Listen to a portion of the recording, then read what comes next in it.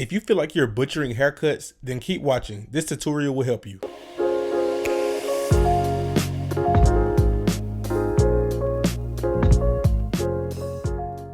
We're just going to jump right in. I'm going to take the trimmer and create the bald guideline.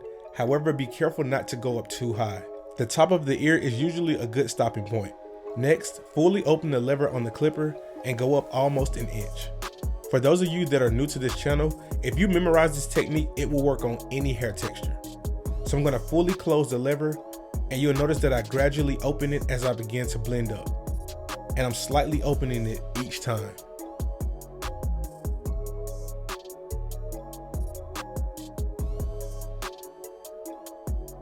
Next, I'm going to take the number 1 guard with the lever fully open. And I like to start the blend slightly behind the ear so that way it creates better transition.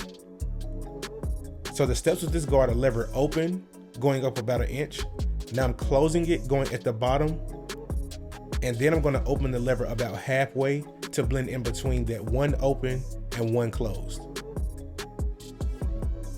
And then I'm going to smooth everything down with the 1 guard.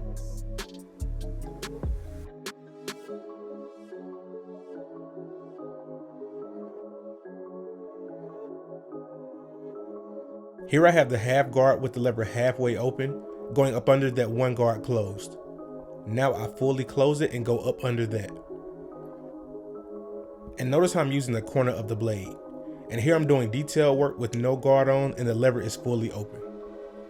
When lining the neck and around the ear, you want to get it as crispy as you can. Just don't dig in too far because it will look terrible once it grows back.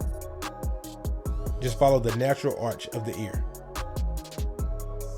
And it should look something like this. If you practice this method, you'll definitely see an improvement in your haircuts.